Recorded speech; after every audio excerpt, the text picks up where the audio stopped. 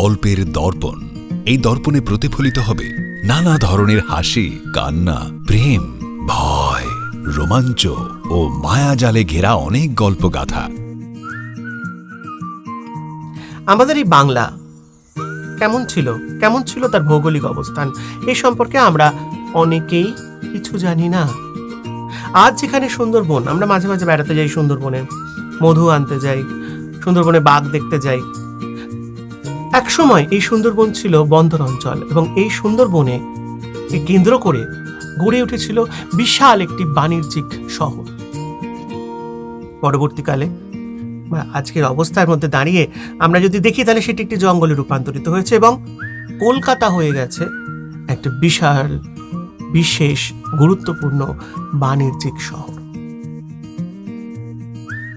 তাই তৎকালীন বাংলাকে যিনি এক করেছিলেন, সামন্তদের যিনি এক করেছিলেন, আসাম, মেঘালয়, মণিপুর এই সমস্ত জায়গা থেকে শুরু করে বিহার এবং উত্তরপ্রদেশের অর্ধেক অংশ পর্যন্ত যে বঙ্গদেশ আগে ছিল এবং উড়িষ্যা সহ, সেই বঙ্গদেশকে যিনি এক সূত্রে বেঁধে রেখেছিলেন, যার জন্য আমরা বলতে পেরেছিলাম যে আমরা বঙ্গদেশের বঙ্গ সন্তান, তিনি হলেন বাংলার সূর্য শশাঙ্ক।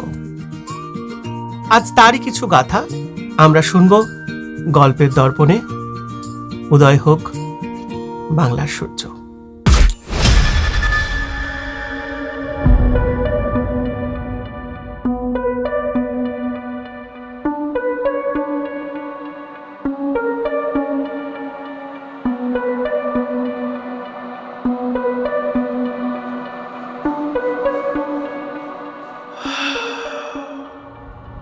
আজও কানে ধ্বনিত হয় সেদিনের প্রতিধ্বনি,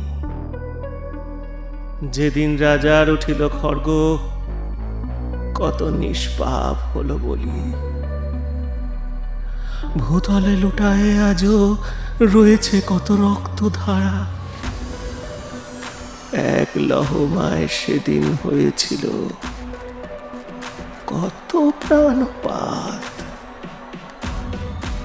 আজও সেই আর্তনাদে গুঞ্জিয়া ওঠে প্রাণ। কেউ বলে রাজা, না অন্য কেউ, সেসব অন্তর্যামী জানে। মনের মধ্যে প্রতিহিংসার দাবানল জ্বলে ওঠে, রক্ত কেমন টগবগিয়ে ওঠে ফুটে, বাহু হয়ে ওঠে বীর্যশীল, মস্তকে লেলিহান হয় অগ্নিবীণ। তবুও দ্বন্দ্ব, তবুও ভয়ে হৃদয় যেন কাঁপে। কখন কোন ঝাপটায় বুঝি মৃত্যু আসে, মৃত্যু আসে। কে কে ওখানে? কোন আগন্তুক উপস্থিত? কালো আধারেও তোমার আঁখি করে চিকচিক। কে কে ওখানে? ধীর কাশ্যপ, শুনেছি তোমার বিলাপ।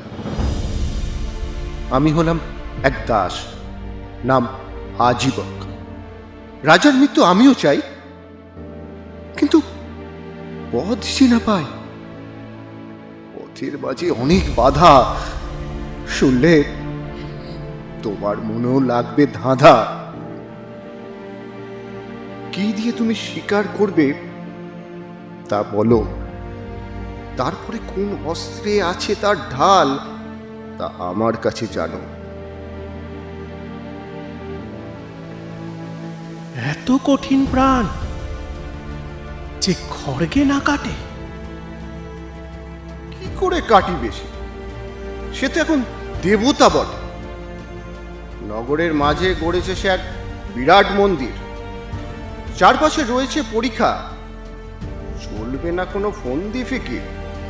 জনসমুদ্রের মধ্যিখানে দাঁড়ায় যে এসে দুবাহু উত্তলিয়া আকাশে সূর্যকে ডাকে। দেহ পুরো আলোকিত করিয়া আসে জ্যোতির্পুঞ্জ। সকলের কাছে সে আজ সূর্যপুত্র নামে পূজ্য। এত চোখ ফাঁকি দিয়া কিভাবে করিবে প্রহার? শুরুতেই হবে হার। দূর হতে তীর ছুরি বিদ্ধ কর বক্ষ। চারিতীর বুকে নিয়েও মরেনি সে বৃদ্ধ। হায়, কি কেমন কথা তুমি শোনাও আজীবন! নেই কোনো পন্থা, নেই কোনো পথ। জগতে কত বিষধর পশু পাখি আছে, কেউ না কেউ হন্তারক হবে তো বটে।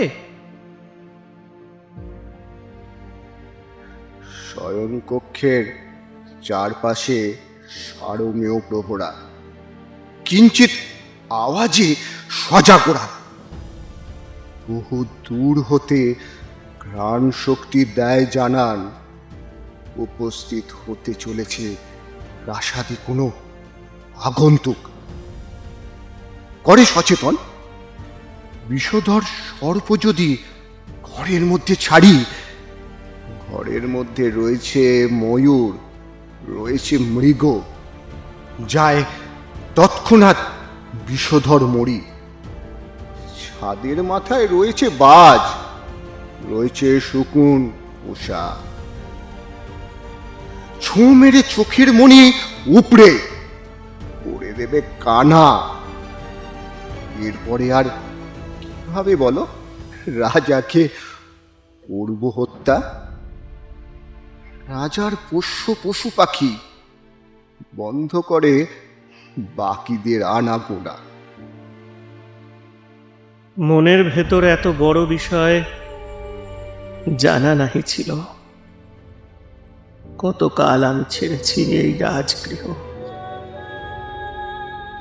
আজ তবে এখানে আসার কিসের আবশ্যক? কেন দেখাতে এলেন স্বপ্ন যখন রুদ্ধ হলো বাক? কিছু না কিছু উপায় হবে তো জেনো। যেভাবেই হোক বুদ্ধ বিদ্বেষী রাজার মৃত্যু হবে যেন। রাজা কি ছিল এমন বিদ্বেষী? ছিল না মায়া দয়া?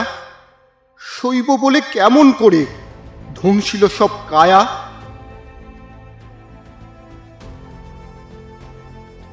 ছিল না সে এমন, ছিল মানব দরদি পুরুষ। তাহার মতন বলশালী বীর্যবান দুটো ছিল না যুবক। এসো এসো তবে রাজার গল্প বলি শোনো। রাজার প্রতি আজও আমার সম্মানের হানি হয়নি কখনো। গুপ্ত সাম্রাজ্য পতনের পর মৌখরী রাজবংশ ধূলিসাৎ করতে চাইল এই বঙ্গের অংশ। মৌখরীরা চাইল জিততে গৌরবঙ্গ। বেমালুম যুদ্ধ হলো। মৌখরীরা সামন্তদের ঘর ছাড়া করল। সামন্তরা সমুদ্র পাড়ে নিল তখন আশ্রয়। মনের মধ্যে ধরা পড়ার ছিল তখন ভয়। 10 বছর বিভাগী হয়ে কাটানো সহজ নয়।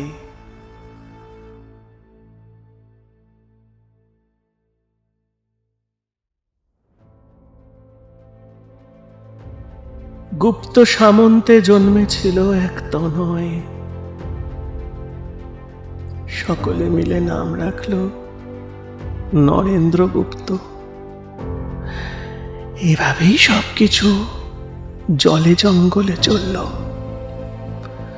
সুন্দরী মেহগনি বট অশ্বত্থের ছায়া, তারই মাঝে বর্ধিত হল নরেন্দ্রর কায়া। জন্ম হতেই শক্তিশালী বুদ্ধিধর মানব। শিক্ষা দীক্ষা বিচক্ষণতায় নেই কোনো অপর। সামন্তদের বিহবল অবস্থা উপস্থিত হল। 10 থেকে 20 বছর পার হলো।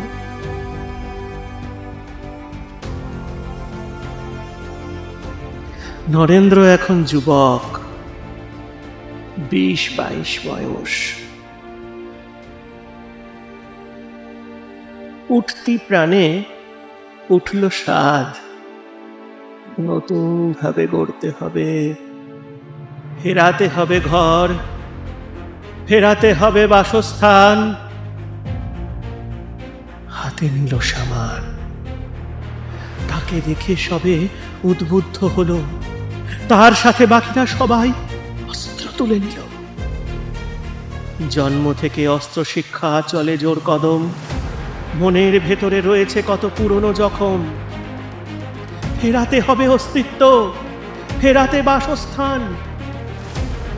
সবে মিলে অস্ত্র নিয়ে হলো অবস্থান।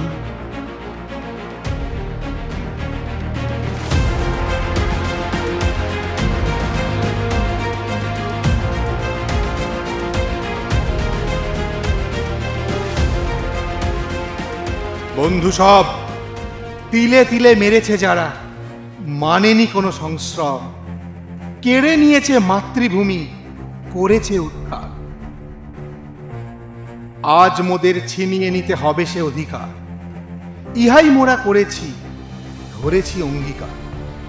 কঠিন হাতে কঠোরভাবে দণ্ড দিতে হবে। কোনো রকম অমর্যাদা বাঙালি আর না সহ্য করি। বঙ্গমাটি মস্তক দিয়ে করো প্রতিজ্ঞা, আমি যাচ্ছি লড়তে, আমার সঙ্গে যাবে কারা? ভুলুণ্ঠিত করব মাটিতে মস্তক তাদের যেন, ঘরের মধ্যে মুখ লুকানো আর কেন? দেওয়ালেতে ঠেকেছে পিঠ, নেই সহায় সম্বল। নিজের হাতে করতে হবে, গড়তে হবে আত্মবল। তাই সমস্বরে বলো সবে, শরী আরাধ্যদের হর হর মহাদেব, হর হর মহাদেব, হর হর মহাদেব। ভূমি সাগর উথাল পাথাল করিয়া হন হন করে অগ্রসর হতে শুরু করলো নরেন্দ্র সেনানী গৌড়ের উদ্দেশ্যে। সমুদ্র তট থেকে উড্ডীয়মান ধুলা পড়িল মৌখরীদের চোখে। একে একে জয়াভিলাষে ছুটিল গৌড়ের দিকে। প্রচন্ড যুদ্ধ হলো গৌরাঙ্গনে। কত লোক মরল তা কে জানে।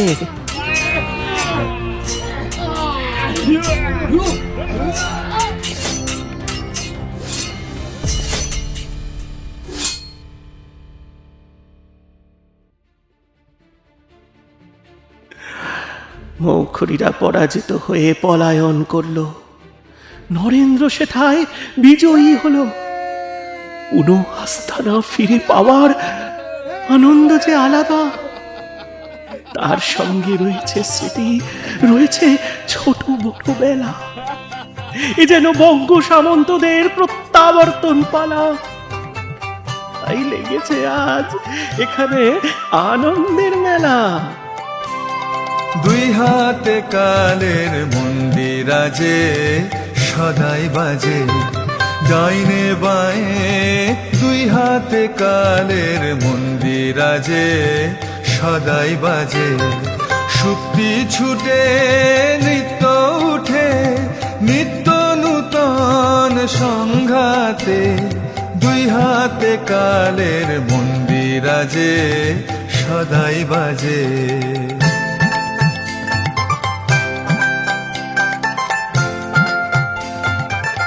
শশাঙ্কের রাজ্যাভিষেকের সময় এলো কাছে। সামন্তরা তাই একজোট হয়ে করছে এখন নানান আলাপচারিতা। আজ ফিরিয়ে পাইয়াছি মোদের সম্মান, হারিয়েছিলাম যা আগে। থানেশ্বর, কামরূপ, কনৌজ, মৈত্রী আবার আঘাত হানবে। তাই মোদের সেনানী দলের রাজা হোক ঘোষণা। কারণ রাজা বিনা সাম্রাজ্য চলে না। ওদের হৃদয়ে রয়েছে বল, হাতেতে রয়েছে শক্তি, অন্তরে আছে মাতৃভক্তি। শুধু চাই এক নেতা, চাই এক রাজা, যাকে মানবে সামন্ত। গৌড়ের উত্থানের যেন না হয় অবসান, গৌড়ের বাঁচাতে হবে সম্মান। তাই বন্ধু সব রাজা করো চয়ন, কর্তা বিনা সবই হবে সমাপন। নরেন্দ্র মোদের নেতৃত্ব দিয়ে ফিরিয়ে দিয়েছে সম্মান, সেই হোক মোদের রাজা, এই মোর আবেদন। আমার সাথে যারা একমত বলো, সবাই উঠে তাকে সম্মান করো।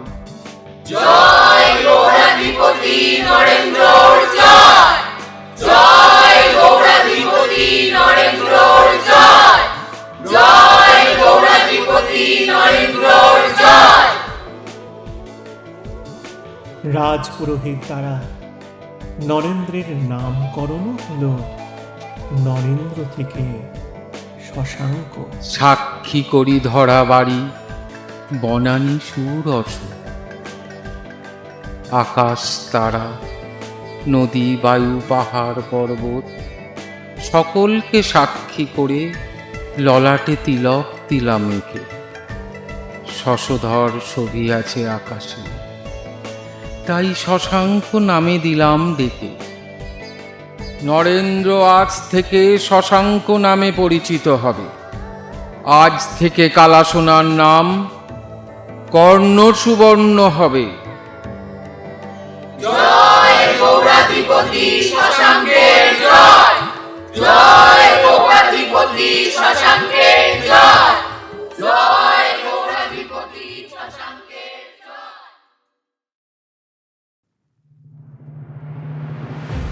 এরপর শশাঙ্কের প্রতিপত্তি উঠিল বেড়ে, কামরূপ আক্রমণে তৎপর হলো সকলে। যুদ্ধ আবার শুরু হলো বর্মনদের সাথে। সুস্থির বর্মনের দুই পুত্র সুপ্রতিষ্ঠিত ও ভাস্কর বন্দী হলো শশাঙ্কর হাতে। মান রাজাকে হারিয়ে দক্ষিণ বঙ্গ করে জয়, কঙ্গোদদের হারিয়ে করে উড়িষ্যা বিজয়। শশাঙ্কের বীরত্বগাথা চারিদিকে রাষ্ট্র হলো। শশাঙ্ক তামার সাথে রূপা স্বর্ণ মুদ্রার প্রচলন করল। বাংলায় করের সাথে চাষের ফসল নীতি মেনে দিনলিপি লিখল রাজা বঙ্গাব্দ নামে।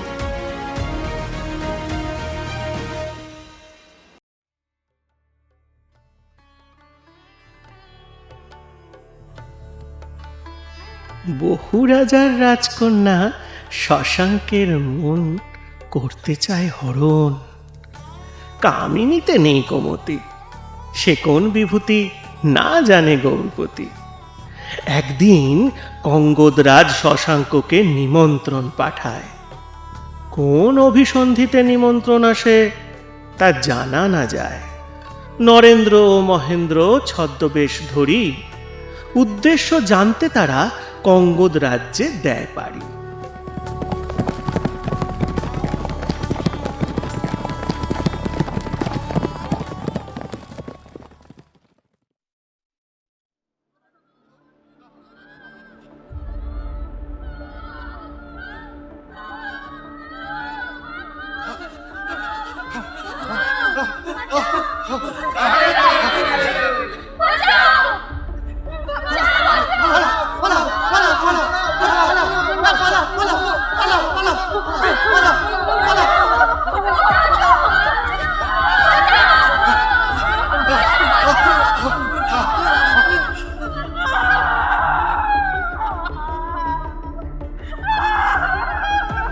চারিদিকে হইচই দেখে কঙ্গোদ রাজ্যে আসি।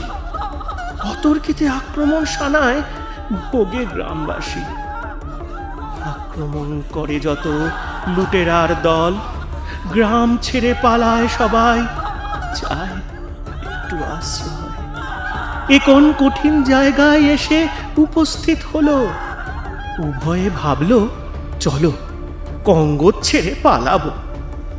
সেই মুহূর্তে হঠাৎ করে এলো এক পালকি, সাথে লোক লস্কর, লোক ছিল বালকি।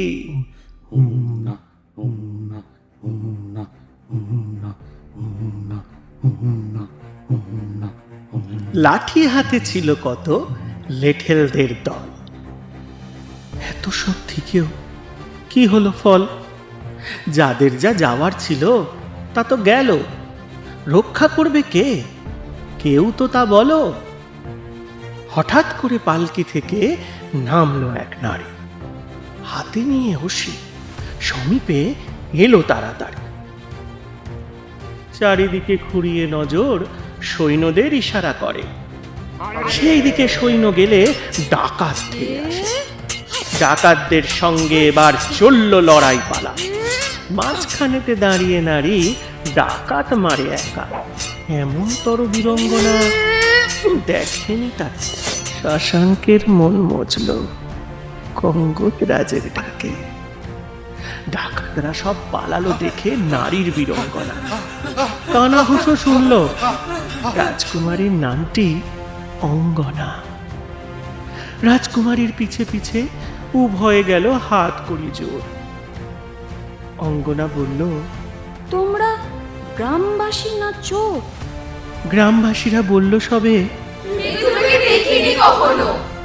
অঙ্গনা বলে, দাও তবে পরিচয় না করে ভাঁড়ামো।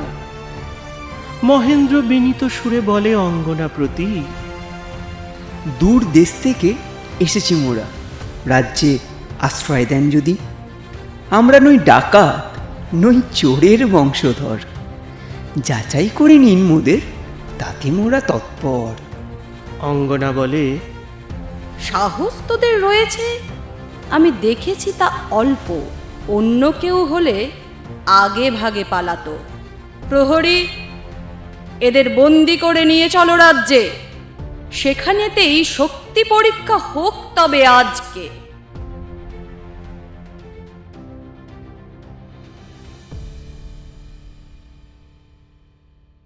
অঙ্গনা সাথে দুই চলল কঙ্গদ রাজ্যে। শশাঙ্কের মনে অঙ্গনার প্রেম শঙ্খ বাজছে। রাজ্যে আসি রাজার সামনে উভয়ে উপনীত হল। রাজা তাদের পরিচয় জানতে চাইল। গৌড় থেকে এসেছে শুনে রাজা দাঁড়িয়ে করে সম্মান। গৌড়পতির দূত তারা দিল সেই প্রমাণ। প্রমাণ পেয়ে আপ্লুত রাজা তাদের জড়িয়ে নিল বুকে। রাতটুকু রাজা থাকতে দিল অন্তঃপুরের দিকে। অন্তঃপুর থেকে ভেসে এলো অঙ্গনার সঙ্গীত।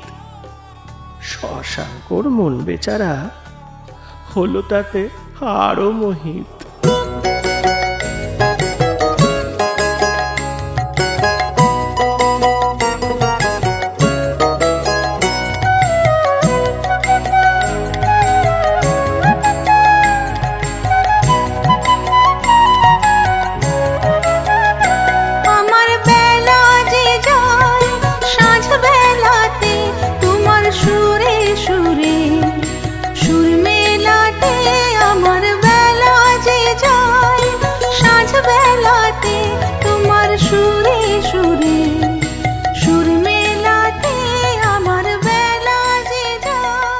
মুখরিদের চোখে কঙ্গদ সর্বদাই আকর্ষণীয় স্থান। কঙ্গদ রাজের সঙ্গে শশাঙ্কের চলল কথোপকথন। মৌখরীরা রাজ্যে করতে চায় আক্রমণ। রাজপুত্ররা সব অকর্মণ্য, নেই কো তাদের যুদ্ধ জ্ঞান। ভয় তাই কঙ্গদ রাজের ঘুম গিয়েছে ছুটে। একা রাজকন্যা ছাড়া কেউ নেই তার চোখে। নারী সম্মান সে পাবে না কারো কাছে। ঘুরে খবর পাঠিয়েছিলাম শশাঙ্ককে জামাতা করার অভিলাষ। সে অভিলাষ পূরণ হবে কিনা না জানি। অঙ্গনাও শশাঙ্ককে পতি হিসেবে মানে। কৌতূহলে শশাঙ্ক জিজ্ঞাসিল তারে, অঙ্গনা শশাঙ্ককে কি দেখেছিল আগে? কঙ্গদরাজ বলে, সে সুযোগ হলো আর কোথায়। হাতিয়ার শিখতে আর রাজ্য বাঁচাতে তার শৈশব ও কৈশোর গেল বৃথা। মহেন্দ্র এইক্ষণে বাক্য প্রকাশ করে, বলে, কঙ্গদরাজ রাজকুমারীকে শশাঙ্কের মনে গেছে ধরে। গঙ্গোত্রাজ চমকে উঠে বলে, কিভাবে? মহেন্দ্র কয়, শশাঙ্ক আপনার সম্মুখে দাঁড়ায়, অভিসন্ধি জানার তরে এসেছে ছদ্মবেশে। শশাঙ্ক ভ্রাতা মহেন্দ্র আজ রাজকন্যার হাত ভাঙে হেসে। গঙ্গোত্রাজ উচ্ছ্বসিয়া জড়ায়ে ধরে মহেন্দ্ররে। চারিদিকে শঙ্খ আর উলুধ্বনি ওঠে।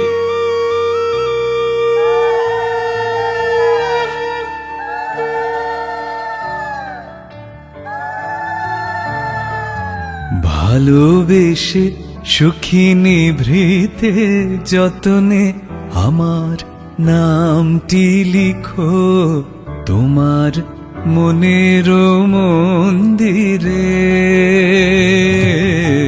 ভালোবেসে সুখিনী ভৃতে যতনে আমার নামটি লিখো তোমার মনের মন্দিরে।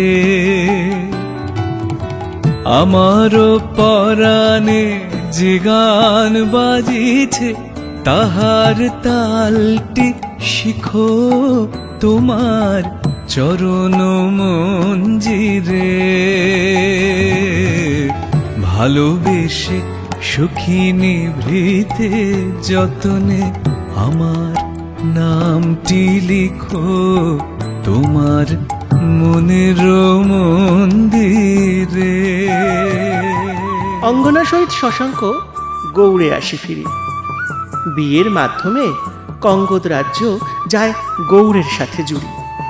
চারিদিকে আনন্দধারা, বইছে শান্তি প্রবাহ।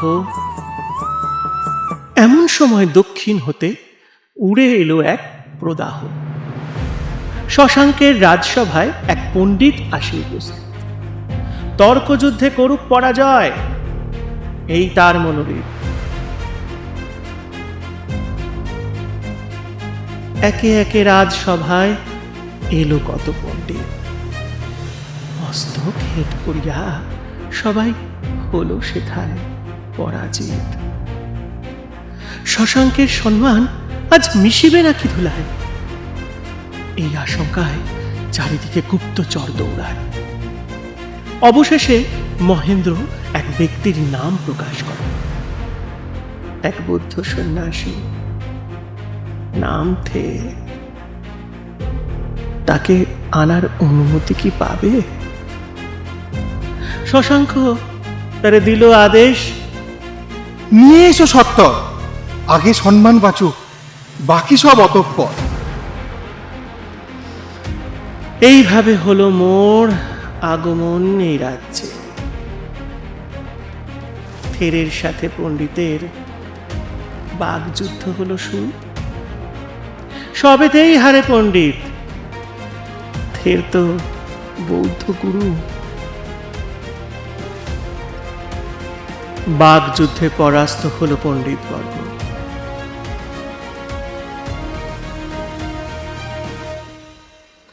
শশাঙ্ক সুধায় মোড়ে, কি চাই তব অর্ঘ্য? অতি প্রসন্ন হয়ে বললাম আমি শশাঙ্কের প্রতি, যা কিছু ভিক্ষা দেবেন রাজন, যা আপনার মতি। শশাঙ্ক এক বৌদ্ধ বিহার নির্মাণ করিল। রক্ত মৃত্তিকার মাটির কাঁসায় পড়িল। হই হই করে চারিদিক থেকে বৌদ্ধ এলো ধেয়ে।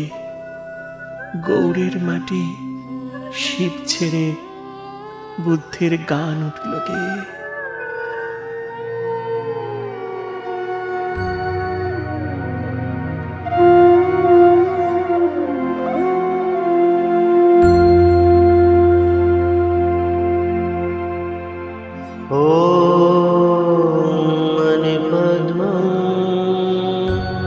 নমামি বুদ্ধং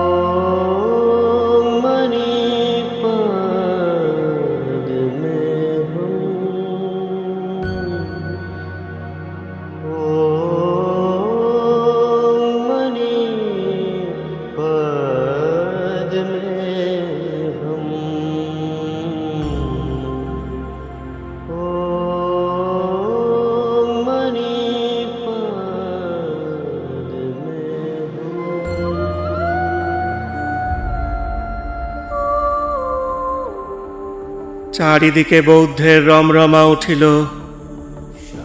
এই নিয়ে শৈব্যরা ভুরু কুচকাইল। সবে মিলে রাজার কাছে দরবার করি, শৈব্য হয়ে কেন এমন অরাজকতা করি? শৈব্য প্রজারা সব রাজার কাছে তাদের আক্ষেপ করে জ্ঞাপন। রাজারানী সব দেখিয়া আশ্বস্ত করেন সব প্রজাদের। তখন কাশী আসি রাজারানী শৈব্য ব্রাহ্মণ নিয়ে যায় দেশে, করিতে অনুসন্ধান শৈব্যর স্থান তার রাজ্যে।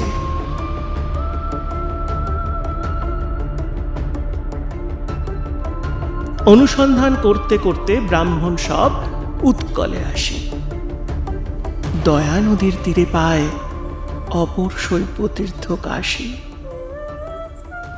লিঙ্গরাজ মন্দির নামে প্রতিষ্ঠা পায়, শশাঙ্কর দ্বারা লিঙ্গরাজ শিব প্রতিষ্ঠিত হয়। শৈব্য তীর্থ হয়ে ওঠে দয়া নদীর তীর, ভক্তরা সেথায় করেছেন ভিড়।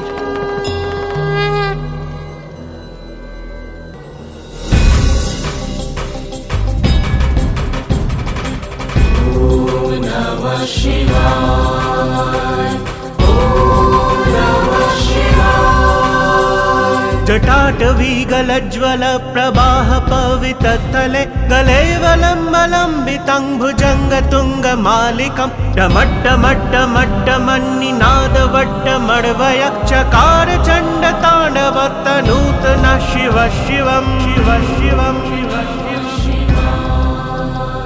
जटाकटाह सम्भ्रम भ्रमर निलिम्प निर्झरि विलोल बीच वल्लरी विराजमान मूर्धनि धगद् धगद् धगज्ज्वल ललाट पट्ट पावके किशोर चन्द्रशेखरे रति प्रतिक्षण मम।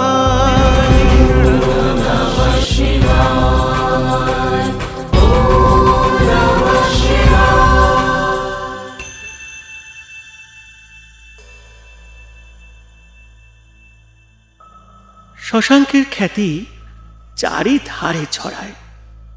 এই দেখি মৌখরি আর বর্মনদের চোখগুলো টাটায়।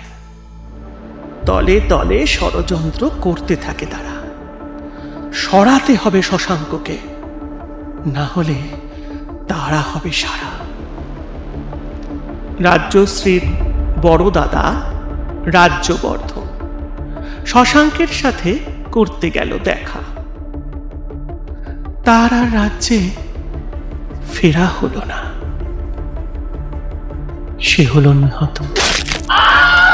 হত্যার দোষ তখন পড়ল শশাঙ্কর ঘাড়ে। দাদার মৃত্যুর শোধ নিতে হর্ষবর্ধন আসে, সঙ্গে যোগ দেয় ভাস্কর বর্মন গৌরে আঘাত হানতে। এদিকে মহারানী অঙ্গনা সুতিকালয়ে নিয়েছে চিরবিদায়। মানব নামে পুত্র শুয়ে আছে হয়ে নিরুপায়। এক ঝলক পুত্রকে দেখি স্ত্রীর মাথায় দিয়া চুমা।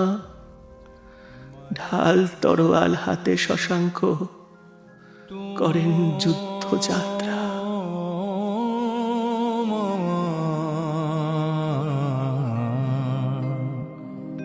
श्याम समान मरण रे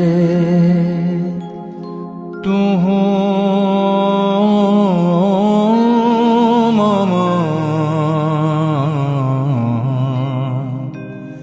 श्याम समान। আক্রমণ!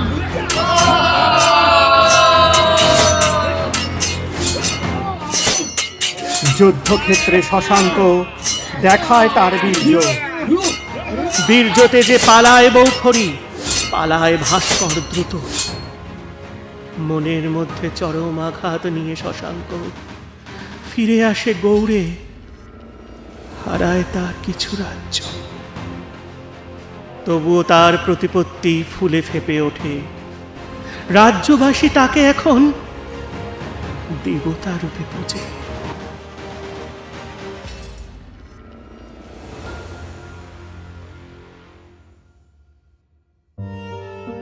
যেথায় যেথায় হর্ষবর্ধন নিয়েছেন রাজ্য হরি, সেথায় সেথায় বৌদ্ধ ধর্মের প্রচার করেছেন তিনি। বহু বিদ্রোহ অপবাদ রটিয়েছে বাণভট্ট। হিউয়েনসাংয়ের রচনাতেও ছিল অন্য গল্প। স্বজন পোষণ নীতি আছে যেমন আজকে, সেদিনও ছিল সেই নীতি। তা না হলে বাণভট্ট সভাকবি আর হিউয়েনসাং পৌঁছত না তার দেশে। দলে দলে শৈব্যদের ধরিয়া করে বৌদ্ধ, সেই রাগেতে ফুসিয়া ওঠে গৌড়ের সামন্ত বর্গ। রাজার দেওয়া রক্ত মৃত্তিকায় করিয়ে তারা আক্রমণ, ছড়িয়ে রক্ত মারে বৌদ্ধ, করে রক্ত মৃত্তিকা লুণ্ঠন। প্রাণ নিয়ে সব বৌদ্ধ ভিক্ষু দৌড়ে পালায়। দোষ হয় শশাঙ্কের। শশাঙ্ক তার মর্যাদা হারায়।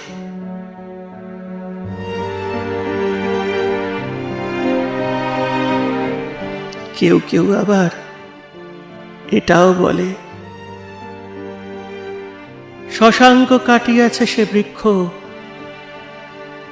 যার তলায় বুদ্ধ এক সময় বসে করেছিল সংকল্প। বোধে বৃক্ষ বিনষ্ট করেছে শশাঙ্ক, এই কথা রটিয়েছিল হর্ষবর্ধন ও বাণভট্ট। এ কথা শোনার পরে শশাঙ্ক উঠেছিল চমকে। এত বড় পাপ শশাঙ্ক কখনো করেনি। তাহলে তো নালন্দাকেও বিশ্ববিদ্যালয় হতে দিত না শশাঙ্ক। নালন্দাতে সে দিয়েছিল কত অর্থ অঙ্ক। আজ সব কথা কেড়ে নিয়েছে হর্ষবর্ধন। আজ সে দানবীর সেজেছে কেমন। লোক দেখিয়ে প্রচার করে মেলায় মেলায় গিয়ে, নিজের ঢাক নিজেই পেটায়। সে কেমন তর বীরে। আপনি কি তাহলে শশাঙ্কের হয়ে নাকি শশাঙ্ক বিরোধী? সেই কথা পরিষ্কার হচ্ছে না অদ্যবধি। আমি কোনো রাজার সাথে করতে চাই না দ্বন্দ্ব। ধর্মপথে চলবো বলে পথে বেঁধেছি তাতে ছন্দ। রাজায় রাজায় যুদ্ধ ঘটায় আর উলুখাগড়ার প্রাণ যায়, এই তো রাজ্যের নীতি। এসব থেকে আজীবক আমি চাই বিরতি। শশাঙ্কের মৃত্যু হোক, এ চাই আমিও।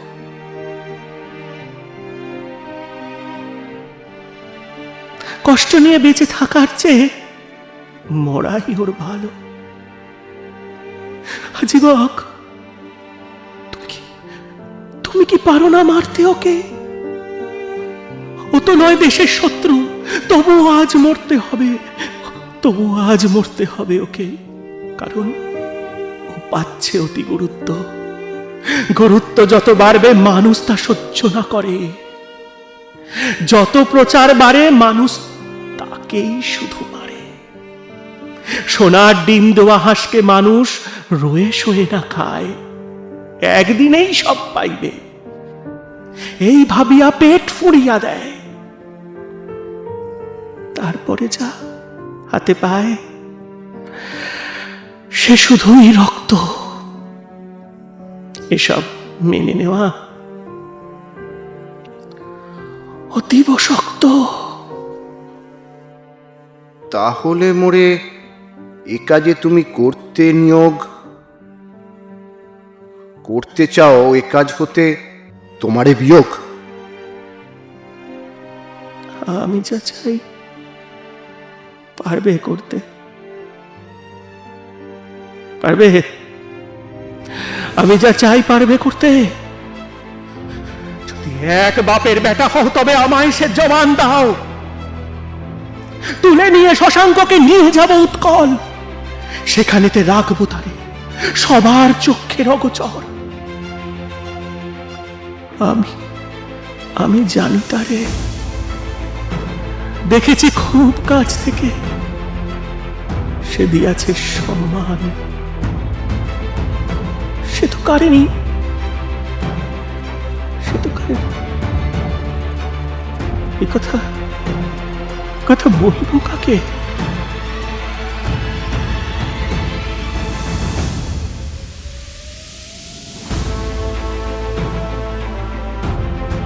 আমি তবে রাজি আছি, যাব সমুদ্র পাড়ে। থাকো তৈরি তুমিও থের, নিয়ে যাব গোপনে তারে।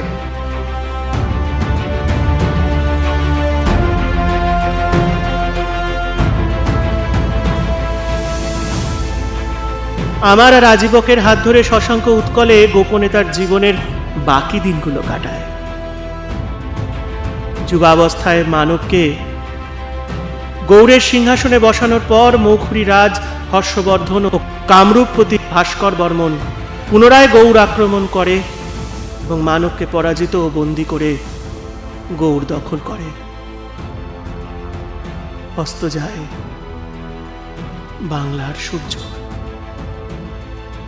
অস্ত যায় বাংলার সূর্য।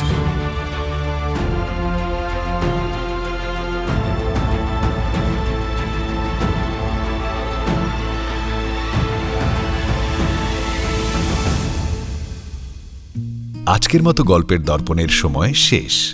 আগামী পর্বে নতুন গল্প নিয়ে হাজির হব আপনাদের সামনে শনিবার রাত 10টায়। ততক্ষণের জন্য একটু বিরতি। নানা স্বাদের নতুন নতুন গল্প শুনতে চাইলে আমাদের চ্যানেলকে সাবস্ক্রাইব করুন। সবার আগে নোটিফিকেশন পাওয়ার জন্য বেল আইকন ক্লিক করুন। বন্ধুদের সাথে শেয়ার করুন আর অবশ্যই লাইক আর কমেন্টস দিতে কিন্তু ভুলবেন না।